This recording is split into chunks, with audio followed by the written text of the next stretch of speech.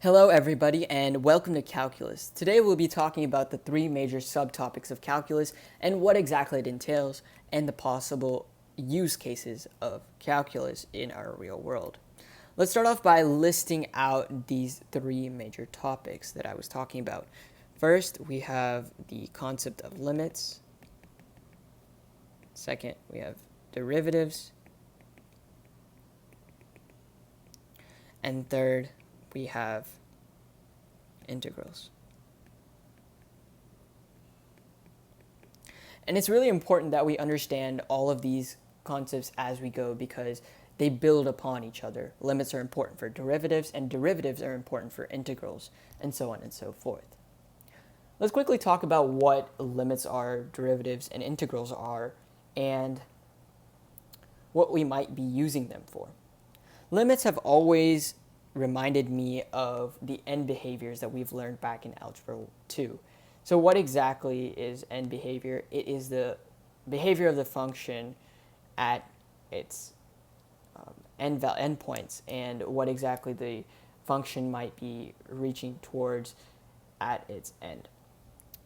But in this case, limits have to do with what y value a function is approaching at a certain x value. Let's take a quick example. I'm just going to draw out the graph of y equals x really quickly. So here we have y equals x. It's just a rough sketch. And let's say we're trying to find the value at 3. We know that value lies right here, and it's present. There is no discontinuity. We'll be talking more about discontinuity soon. And we obviously know by plugging this 3 into the equation that the y value is 3. But what if there was a hole there? Will we know what the value is? No, we would not. There would obviously be no value present, and in the past we might have said it was undefined or it just does not exist, and that's still true. It does not exist. There's no value there. But what limits do is try to identify what that value is approaching.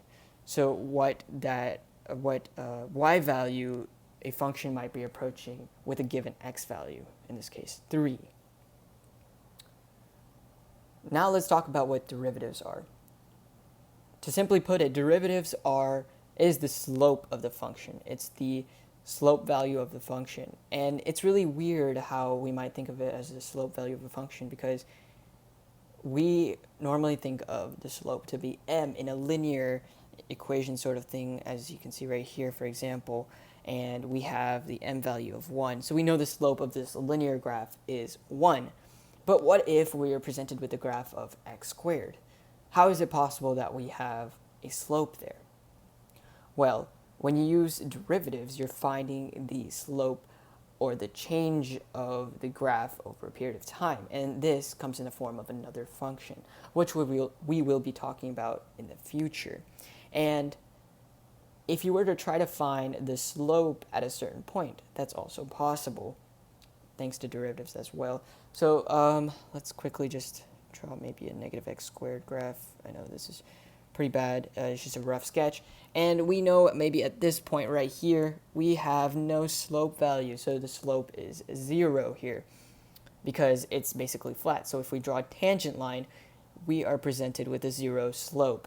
So that's exactly what derivatives deals with. It deals with what is the slope, what exactly is the slope value at a certain point, or what is the slope value throughout this graph, and we can analyze how the slope changes over our x values.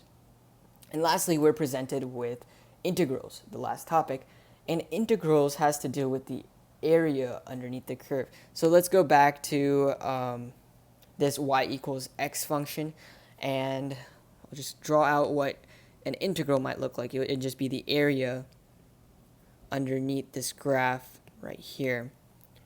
So, why is that important? Integrals do the opposite of derivatives. That's simply to put it.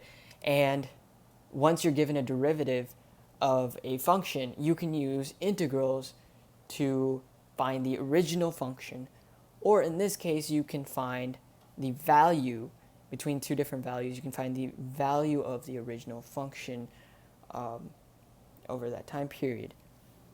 So why are derivatives and integrals important? Well, they're important for understanding, or all these topics, including limits, they're important for understanding graphs that do not have a linear kind of approach to them, and they change over time. So calculus is there to prove that we can still find values even though the function is changing. So let's say, for example, there is a little boy or someone just walking back and forth, and their position is constantly changing.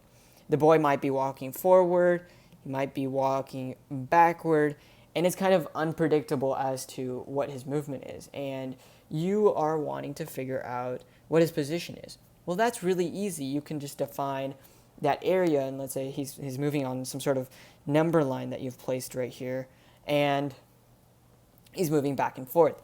Well, if you assign each of these values or each of these positions a value, then it's really easy to figure out where exactly this boy is.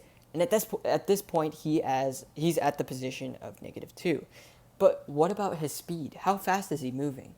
We can solve this by using derivatives. So if we are able to create a position function, we can use derivatives to figure out his velocity, or his change in movement over his change in position over time.